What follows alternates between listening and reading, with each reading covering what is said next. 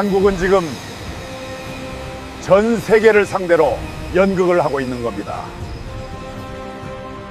23년 경력의 항공우주 분석가가 떨리는 목소리로 말합니다. 저도 처음엔 믿지 않았어요. 그런데 직접 확인하고 소름이 돋았습니다. 그는 한숨을 내쉬며 말을 이었습니다. 미국보다 앞서면 피곤해지니까 일부러 뒤처진 척한다더군요. 심지어 자국 기술 영상까지 몰래 삭제하고 있었어요. 그의 표정이 굳어졌습니다. 제가 23년간 이 업계에 있으면서 이런 나라는 처음 봤습니다. 대체 한국이 숨기고 있는 게 뭔지 아십니까? 그렇다면 그가 발견한 한국의 충격적인 비밀은 무엇이었을까요? 제 이름은 태시안 키라리예요. 저는 그리스 아테네에서 태어나 영국 런던에서 교육받은 항공우주 방위산업 분석가입니다. 23년 동안 이 일을 해왔죠. 각 나라가 하늘을 지배하기 위해 만드는 기계들을 추적하면서 그 나라의 흥망성쇠를 읽어내는 것이 제 직업이랍니다. 사막의 태양이 알막퉁 국제공항 위로 낮게 걸려 있었어요. 저는 쌍안경을 조정하면서 먼 활주로를 바라보았죠. 열기가 아지랑이처럼 피어올라 활주로가 물결치는 것처럼 보였답니다. 2025년 두바이 에어쇼는 제가 이런 행사들에서 기대하는 모든 것을 담고 있었어요. 화려한 볼거리, 판매를 위한 홍보, 그리고 가끔씩 나타나는 놀라운 발견들이요. 하지만 그날 마지막에 제가 목격한 것은 가장 충격적인 종류의 발견이 될 것이었습니다. 테자스 MK-레이 전투기가 맑고 푸른 하늘로 올라갔어요. 조종사는 일상적인 고개 비행 시범을 보여주고 있었죠. 인도는 이 순간을 위해 무려 30년을 투자했답니다. 30년간의 개발, 30년간의 약속, 30년간의 국가적 자부심이 전 세계가 지켜보는 가운데 이 한 대의 항공기에 압축되어 있었던 거예요. 전투기는 처음 몇 가지 기동을 적당한 정밀도로 완수했습니다. 하지만 제 훈련된 눈에는 경험이 적은 관찰자들이 놓칠 수 있는 것들이 보였어요. 조종면에서 미세한 망설임이 있었죠. 명령과 반응 사이에 100만 분의 1초쯤 되는 지연이 감지되더군요. 그리고 테자스가 추락했습니다. 전투기가 비행 중에 갑자기 흔들렸어요. 마치 통제력을 잃은 것처럼요. 기체 전체를 관통하는 떨림이 지나간 후 그것은 땅을 향해 곤두박질 쳤죠. 추락 지점은 관중들이 모여있던 곳에서 불과 1.6km밖에 떨어져 있지 않았답니다. 에어쇼를 보기 위한 최고의 자리가 재앙을 목격하기 위한 최고의 자리가 되어버린 거예요. 뒤따른 폭발은 거의 자비로울 정도로 완전했습니다. 저는 천천히 쌍안경을 내렸어요.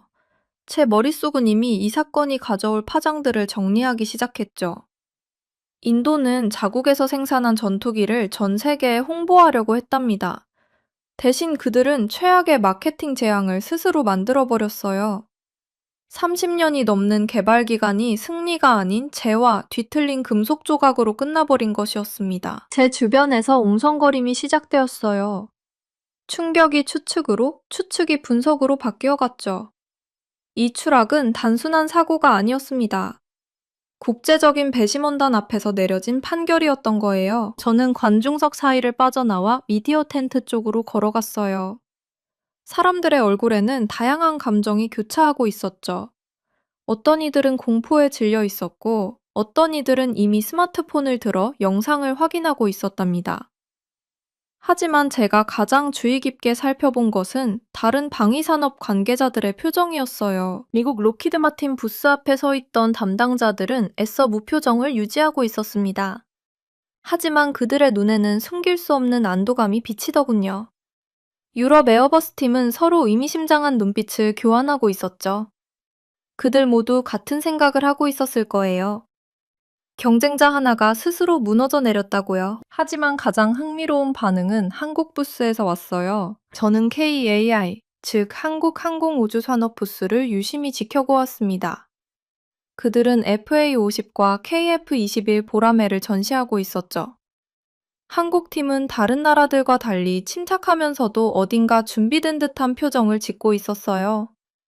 마치 이런 상황을 예상했다는 듯이요. 저는 23년간 이 업계에 있으면서 많은 것을 보아왔습니다. 냉전 시대의 잔재들, 걸프전 이후의 재편, 그리고 아시아 방위산업의 급부상까지요. 하지만 최근 몇 년간 제가 가장 주목해온 것은 바로 한국의 항공우주산업이었답니다. 테자스의 추락 현장에서 여전히 검은 연기가 피어오르고 있었어요. 구조대원들이 현장으로 달려가는 모습이 보였죠. 인도 대표단의 얼굴에는 절망이 가득했습니다. 30년의 노력이 눈앞에서 불타고 있었으니까요. 저는 노트북을 꺼내 메모를 시작했어요. 이 사건은 단순한 항공사고가 아니었습니다. 이것은 국제 방위산업 지형을 바꿀 지각 변동의 시작점이 될 것이었죠. 인도는 테자스를 통해 세계 전투기 시장에 진입하려 했었어요. 동남아시아, 중동, 아프리카의 여러 국가들이 잠재적 구매자로 거론되어 왔답니다. 하지만 이제 그 모든 상담은 중단될 것이었습니다. 아무도 전 세계가 지켜보는 가운데 추락한 전투기를 사고 싶어 하지 않을 테니까요. 저는 한국 부스 쪽을 다시 한번 바라보았어요. 그들의 KF-21 보람의 모형이 조명 아래에서 빛나고 있었죠. 이 전투기는 테자스보다 훨씬 짧은 개발 기간을 거쳤음에도 이미 시험 비행에서 놀라운 성과를 보여주고 있었답니다. 제가 이 업계에서 배운 것이 있다면 한 나라의 실패는 반드시 다른 나라의 기회가 된다는 것이에요. 그리고 한국은 그 기회를 잡을 준비가 되어 있는 것처럼 보였습니다. 사막의 열기가 점점 식어가기 시작했어요.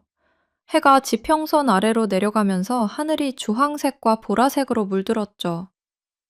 추락 현장에서는 여전히 작업이 계속되고 있었습니다.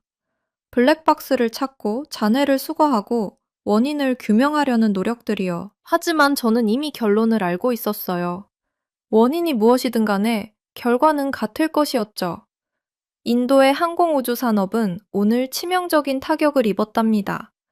그리고 그 빈자리를 누군가가 채울 것이었어요. 저는 호텔로 돌아가는 택시를 잡았습니다. 창밖으로 두바이의 화려한 스카이라인이 스쳐 지나갔어요. 이 도시는 모래 위에 세워진 꿈이었죠.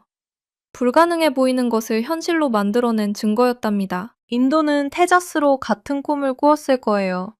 하지만 꿈을 현실로 만드는 것은 시간과 돈만으로는 부족합니다. 기술력, 품질 관리, 그리고 무엇보다 실패를 인정하고 개선할 수 있는 용기가 필요하죠. 호텔방에 도착한 저는 바로 컴퓨터를 켰어요.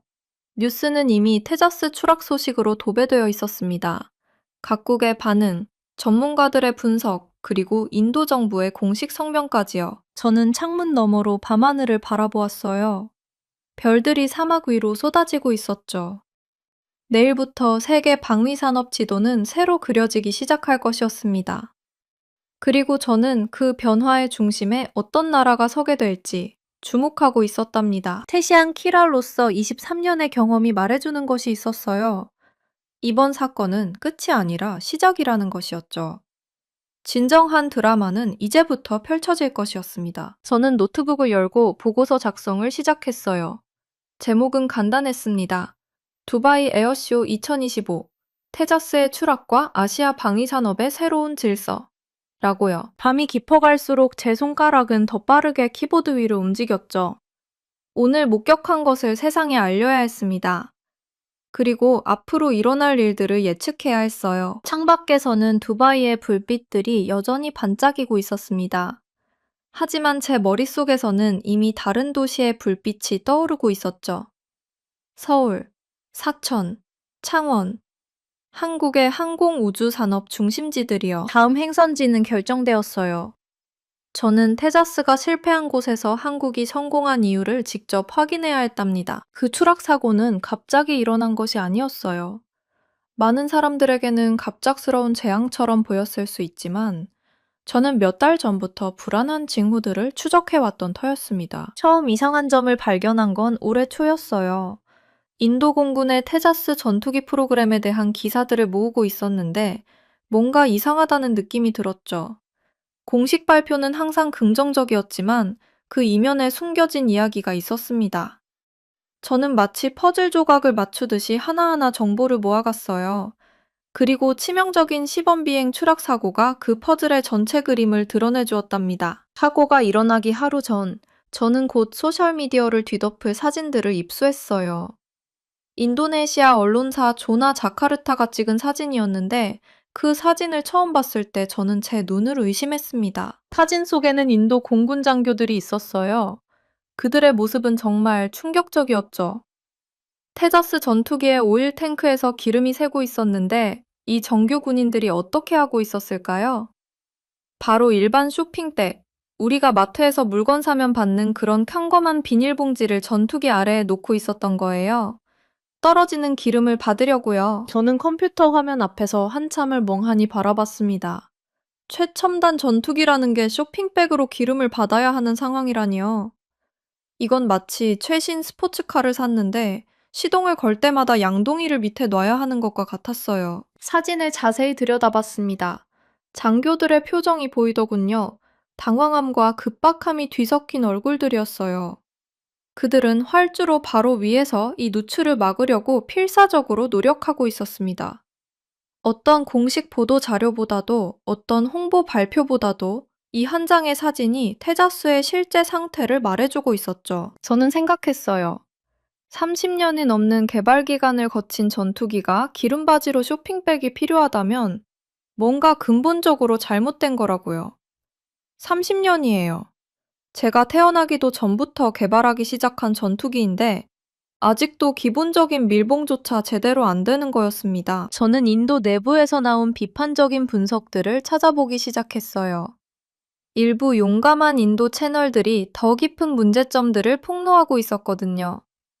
그리고 알게 된 사실들은 정말 놀라웠답니다. 테자스 MK1A의 핵심 부품들 중 상당수가 인도 외부에서 제조되고 있었어요. 전투기의 심장이라고 할 수 있는 엔진, F404 엔진은 원래 1980년대에 미국의 FA-18 호넷을 위해 개발된 것이었습니다. 40년도 더 된 기술인 거죠. 물론 개량은 되었어요. 하지만 전문가들은 오래전부터 이 엔진이 현대 기준으로는 출력이 부족하다고 지적해왔습니다. 쉽게 말하면 자동차로 치면 엔진이 너무 약해서 오르막길을 제대로 못 올라가는 것과 비슷한 거예요.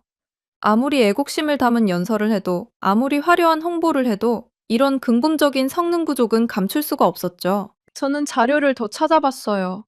그리고 지난해에 있었던 또 다른 추락사고 기록을 발견했습니다. 라자스탄주에서 훈련 중에 테자스가 추락한 사건이었어요. 다행히 조종사는 탈출했지만 전투기는 완전히 파괴되었죠. 계산을 해봤습니다. 지난 20개월 동안 테자스는 2번이나 추락했어요. 이 기간은 테자스가 인도 공군에 본격적으로 배치되기 시작한 시기였습니다. 즉, 실전 배치를 시작하자마자 계속 떨어지고 있었던 거예요. 이건 단순한 사고가 아니었어요. 고립된 사건들이 아니라 시스템 전체의 실패를 보여주는 증상이었습니다. 많은 사람들이 테자스 개발 프로그램을 인도 방위산업의 흑역사라고 부르는 이유가 있었던 거죠. 힌두스탄 에어로노틱스 리미티드, 줄여서 HAL이라고 불리는 회사가 테자스 제조를 담당하고 있었어요. 이 회사는 꾸준히 납기를 지키지 못했습니다. 약속한 날짜에 전투기를 인도하지 못하는 일이 반복되었죠. 마치 숙제를 항상 늦게 내는 학생 같았어요. 한 번도 아니고 계속해서요. 그런데 문제는 인도 공군이 정말 급하게 전투기가 필요했다는 거예요. 제가 찾은 자료에 따르면 인도 공군은 42개 전투기 비행대가 필요했습니다. 그런데 실제로 운용 중인 건 고작 29개 비행대뿐이었어요. 이게 무슨 의미인지 쉽게 설명해 드릴게요. 학교 축구팀에 22명의 선수가 필요한데 실제로는 15명밖에 없는 상황과 비슷한 거예요. 경기를 제대로 할 수가 없죠. 인도 공군도 마찬가지였습니다. 필요한 전투기의 절반도 안 되는 수로 운영해야 했어요. 인도는 거대한 나라예요. 중국과 파키스탄이라는 2개의 핵무장 국가와 국경을 맞대고 있습니다. 하늘을 지켜야 할 영공이 엄청나게 넓죠? 그런데 전투기가 모자라요. 그래서 국산 전투기 테자스에 큰 기대를 걸었던 거였습니다. 하지만 테자스는 그 기대를 저버리고 있었어요. 생산은 늦어지고 품질에는 문제가 있고 심지어 추락까지 하고 있었죠. 쇼핑백으로 기름을 받는 전투기로 어떻게 하늘을 지킬 수 있겠어요? 저는 창밖을 바라봤습니다. 해가 지고 있었어요. 하늘이 붉게 물들고 있었죠. 곧 전 세계가 이 사실을 알게 될 거라고 생각했습니다. 내부자들이 오랫동안 알고 있던 것을 이제 모든 사람들이 보게 될 거였어요. 그리고 저는 생각했어요. 인도가 이렇게 어려움을 겪고 있는 동안 다른 나라들은 어떻게 하고 있을까? 특히 아시아에서 항공산업을 키우고 있는 다른 나라들. 그 중에서도 한국은 어떻게 하고 있을까? 컴퓨터를 켜고 새로운 검색을 시작했습니다.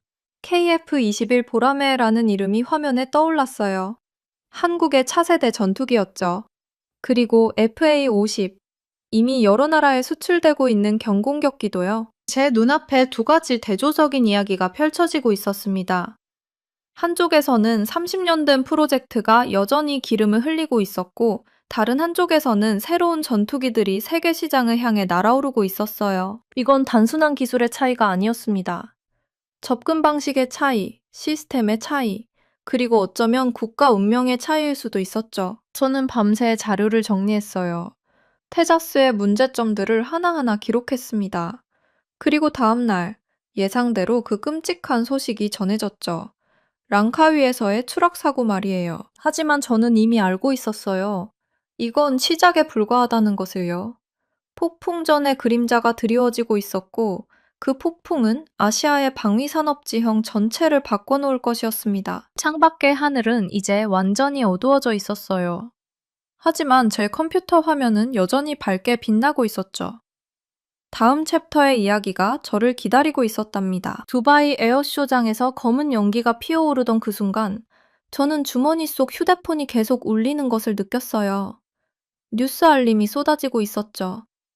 그런데 그 알림들은 방금 눈앞에서 벌어진 사고에 관한 것이 아니었습니다. 휴대폰 화면을 확인한 저는 믿기 어려운 우연에 숨이 멎는 듯 했어요.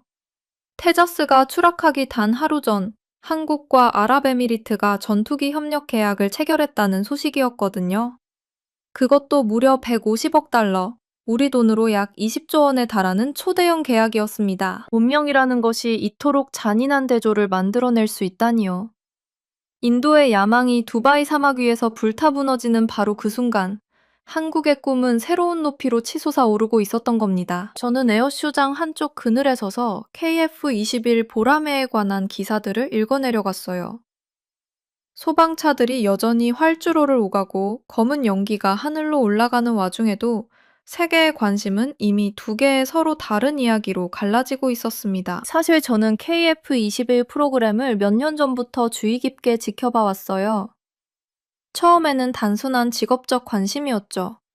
하지만 시간이 지나면서 그 관심은 점차 존경에 가까운 무엇으로 변해갔답니다. KF-21은 테자스가 가지지 못한 모든 것을 갖추고 있었어요. 철저한 개발 규율, 현실적인 일정 계획, 그리고 실제 운용 결과를 바탕으로 한 단계적 개선이 있었죠.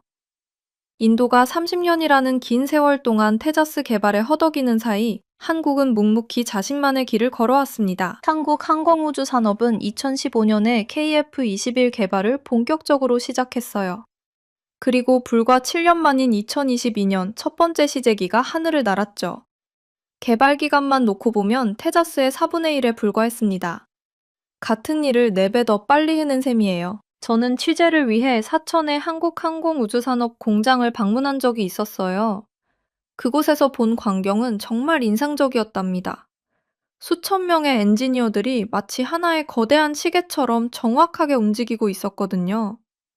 각자 자기 역할을 알고 그 역할에 집중하고 결과를 냈습니다. 아랍에미리트와의 협력 계약 내용은 정말 놀라웠어요. 제가 접촉한 소식통들에 따르면 이 계약이 성사될 경우 UAE는 전례 없는 수준의 기술 이전 혜택을 받게 된다고 합니다. 먼저 UAE의 주요 방산 기업이 KF-21 보라매를 자국 내에서 생산할 수 있는 권리를 얻게 돼요. 이건 엄청난 거예요. 단순히 완제품을 사서 쓰는 게 아니라 직접 만드는 기술까지 배우게 되는 거거든요. 게다가 중동과 북아프리카 지역에서 한국 항공우주 산업의 공식 판매 대리인 역할을 할 수 있는 권한도 얻게 됩니다. 이 지역은 석유 부국들이 모여 있어서 방산시장의 황금어장이라고 불리는 곳이에요. 한국은 UAE라는 파트너를 통해 이 거대한 시장의 문을 활짝 열게 된 셈이죠. 저는 계산기를 두드려 봤어요. 150억 달러면 우리나라 연간 방산 수출액의 거의 2배에 해당하는 금액이었습니다. 단 하나의 계약으로 말이에요. 한국 방산의 위상이 어느 수준까지 올라왔는지를 보여주는 숫자였죠. 사실 테자스와 한국 항공기 사이의 대결은 이번이 처음이 아니었어요. 둘은 이미 말레이시아에서 한번 맞붙은 적이 있었죠. 2022년 말레이시아 공군은 노후화된 전투기들을 교체할 새 경전투기를 찾고 있었습니다. 여러 나라에서 자국 전투기를 들고 경쟁에 뛰어들었어요. 인도는 테자스를 내세웠고 한국은 FA-50 블록 20을 출품했죠. 당시 인도는 자신감에 차 있었어요. 말레이시아는 같은 동남아시아 국가이고 두 나라 사이에는 오랜 우호 관계가 있었거든요. 인도 언론들은 마치 이미 계약이 성사된 것처럼 기사를 쏟아냈습니다. 하지만 결과는 달랐어요. 2023년 2월 말레이시아는 최종 결정을 발표했죠. 테자스는 탈락했고 한국의 FA-50 블록 20, 18대가 선정되었습니다. 인도에게는 청천벽력 같은 소식이었어요. 왜 이런 결과가 나왔을까요? 저는 당시 말레이시아 국방부 관계자를 만나 이야기를 들을 수 있었어요. 그의 설명은 명쾌했답니다. 가격과 성능의 균형이 달랐습니다. 한국 항공기는 약속한 것을 정확히 약속한 시간에 전달했어요. 그 신뢰가 결정적이었죠. 두바이 에어쇼장에서 저는 이 모든 것을 떠올리며 생각에 잠겼어요.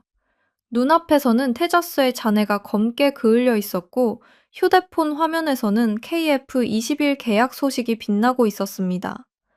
두 개의 전투기, 두 나라의 항공산업, 두 개의 완전히 다른 미래가 교차하는 순간이었죠. 하나의 궤적은 불타며 땅으로 떨어지고 있었어요. 30년 개발, 끝없는 지연, 그리고 결국 세계가 지켜보는 앞에서의 추락. 반면 다른 하나의 궤적은 하늘 높이 솟아오르고 있었습니다. 체계적인 개발, 현실적인 목표, 그리고 세계 시장에서의 연이은 성공. 저는 에어쇼장을 떠나면서 한 가지 사실을 깨달았어요. 오늘 두바이에서 추락한 것은 단지 한 대의 비행기가 아니었습니다. 인도 방산산업의 자존심이었고 세계 전투기 수출 시장에서의 인도의 꿈이었어요. 앞으로 어떤 나라가 새 전투기를 사려고 할 때 분명히 이 사고를 떠올리게 될 거예요. 그리고 같은 아시아의 경쟁자인 한국이 말레이시아에서 승리하고 UAE에서 초대형 계약을 따낸 것도 함께 기억하겠죠? 시장이란 그런 거예요. 단 한 번의 실수, 단 한 번의 추락이 수십 년의 노력을 물거품으로 만들 수 있습니다. 반면 꾸준한 성실함과 약속을 지키는 신뢰는 시간이 지날수록 더 큰 보상으로 돌아오죠. 인도의 전투기 수출 시장 진입은 이제 회복하기 어려울 정도로 손상을 입었습니다. 그들이 자기 것이라고 믿었던 시장들을 한국에게 빼앗겼고 두바이의 재앙은 미래의 잠재 고객들에게도 분명한 메시지를 보냈어요. 저는 공항으로 향하는 택시 안에서 노트북을 열고 오늘 목격한 것들을 기록하기 시작했습니다.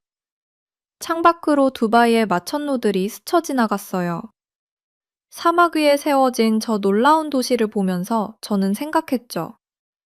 이것이야말로 야망과 실력의 차이가 만들어내는 결과라고요. 한국은 수십 년간 조용히 실력을 쌓아왔어요. 화려한 구구나 과장된 약속 대신 그들은 묵묵히 일하고 결과로 증명했습니다. 그리고 이제 세계가 그 결과를 인정하기 시작한 거예요. 반면 인도는 너무 많은 것을 너무 빨리 원했던 것 같았어요. 30년이라는 시간이 주어졌음에도 제대로 된 전투기 하나 완성하지 못했죠.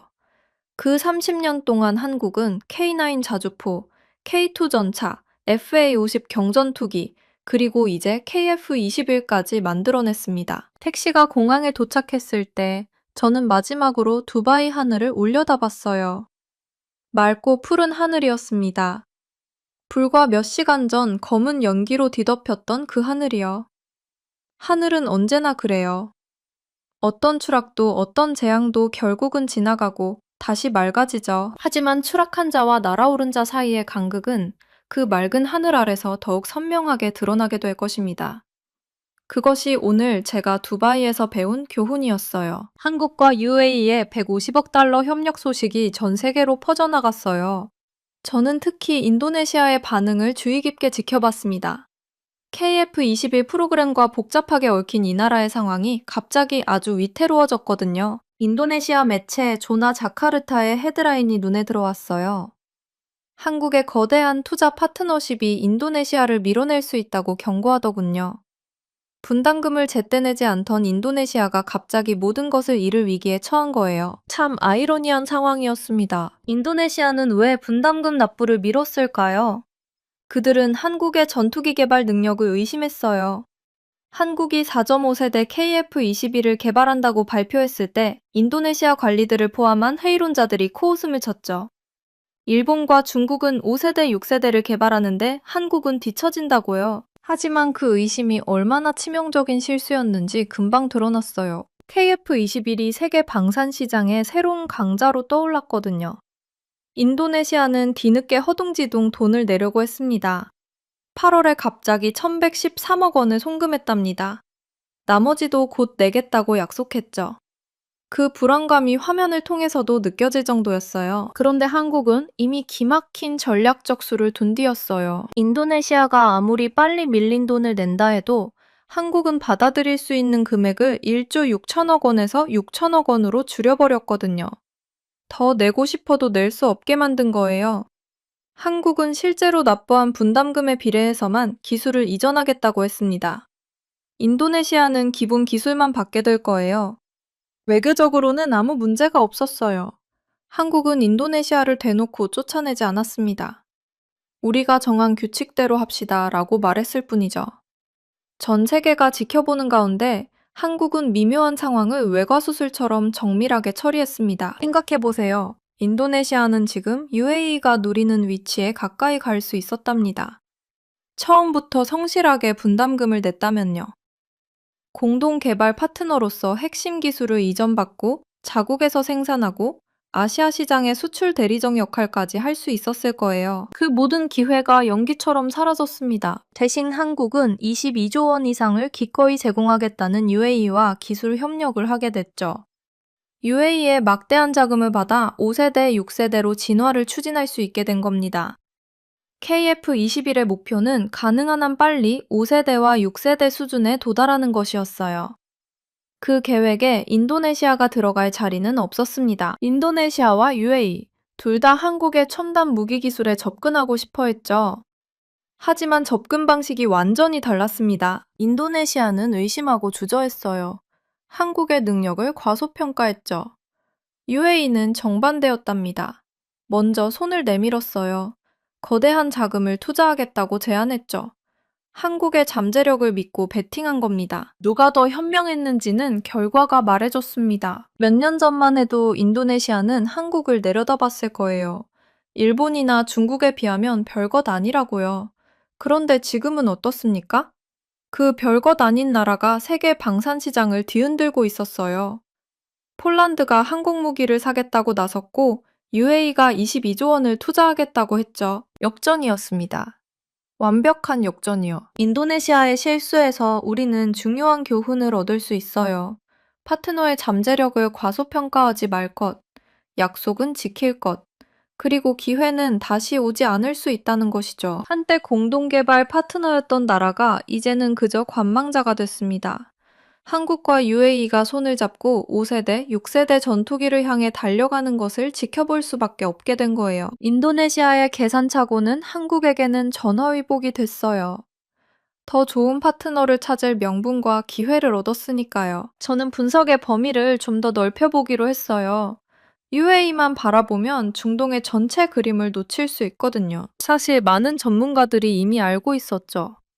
UAE뿐만 아니라 사우디아라비아도 KF-21과의 5세대 협력에 관심을 보여왔다는 것을요.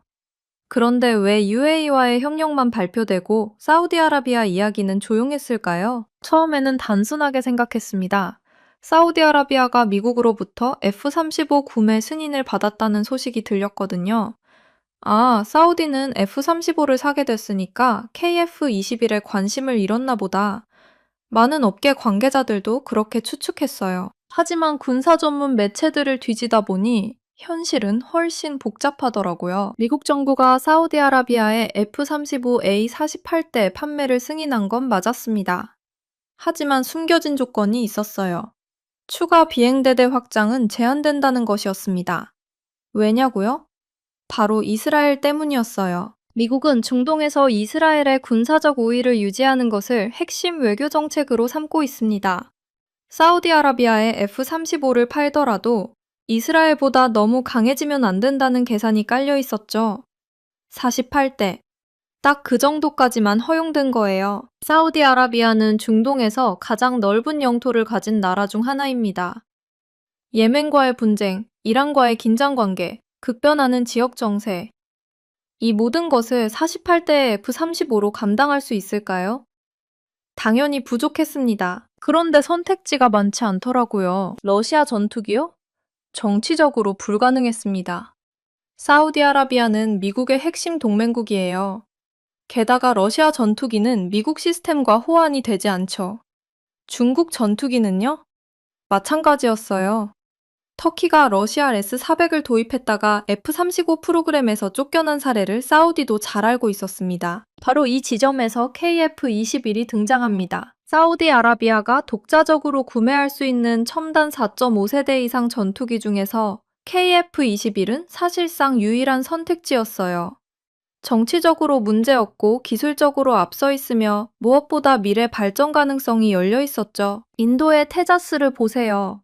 한때 기대를 받았지만 개발 지연과 성능 미달, 잇따른 사고로 수출 시장에서 완전히 신뢰를 잃었습니다. 말 그대로 추락했어요. 비유적으로만이 아니라 실제로도요. 반면 한국은 달랐습니다. KF-21을 기반으로 5세대, 그리고 6세대 전투기까지 발전시킬 청사진을 그리고 있었어요. 한국은 고객들에게 단순히 전투기 한 대가 아니라 수십 년에 걸친 발전 로드맵을 제시하고 있었던 거죠. 그러던 중 흥미로운 소식이 들려왔습니다. 한국 항공우주 산업이 사우디아라비아와의 거래에서 6세대 전투기 개발과 순항미사일을 함께 패키지로 제안하고 있다는 보도였어요. UAE와는 KF-21의 5세대 발전을 함께하고 사우디아라비아와는 6세대 개발을 협력한다? 정말 야심찬 전략이었습니다. 물론 의문을 제기하는 사람들도 있었어요. 아직 4.5세대 양산도 제대로 안 됐는데 무슨 6세대를 이야기하냐. 하지만 저는 다르게 봤습니다.